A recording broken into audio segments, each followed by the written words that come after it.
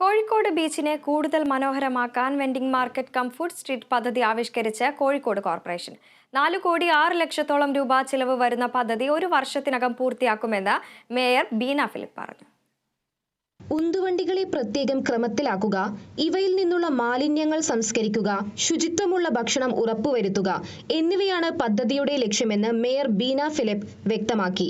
ഇന്നിപ്പോൾ നമുക്ക് അവിടെ എങ്ങനെ നിരന്ന് പരന്ന് ചിലപ്പോൾ വെള്ളത്തിൻ്റെ അടുത്തേക്കും അങ്ങനെ പല ഭാഗത്തായി കിടക്കുന്ന നമ്മുടെ ഉന്തുവണ്ടികളെയൊക്കെ നമ്മൾ ഇനി ഒരു പ്രത്യേക ഷേപ്പിലാക്കി, ഒരു പ്രത്യേക ക്രമത്തിലാക്കി അവർക്ക് വെള്ളവും വെളിച്ചവും അതുപോലെ അവിടെ ഉണ്ടാകുന്ന മാലിന്യങ്ങളൊക്കെ തന്നെ വളരെയേറെ ചിട്ടയായ ഒരു രീതിയിൽ അതെല്ലാം അവിടെ നിന്ന് മാറ്റി സംസ്കരിക്കാനൊക്കെയുള്ള ഒരു പദ്ധതി, അതിൻ്റെ പ്രവൃത്തി ഉദ്ഘാടനവും ശിലാസ്ഥാപനവും നമ്മുടെ ബഹുമാനപ്പെട്ട തദ്ദേശ സ്വയംഭരണ വകുപ്പ് മന്ത്രി ശ്രീ എം.പി. രാജേഷ് നിർവഹിക്കാൻ പോകുന്നു.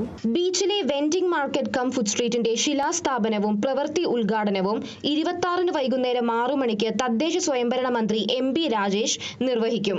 ആരോഗ്യമന്ത്രി വീണ ജോർജ്, പൊതുമരാമത്ത് മന്ത്രി P.A. മുഹമ്മദ് റിയാസ് എന്നിവർ മുഖ്യാതിഥികളാവും. കോഴിക്കോട് ബീച്ചിൽ ഉന്തുവണ്ടികളിൽ കച്ചവടം ചെയ്യുന്ന 90ഓളം പേരെയാണ് പദ്ധതിയിൽ ഉൾപ്പെടുത്തിയിരിക്കുന്നത്.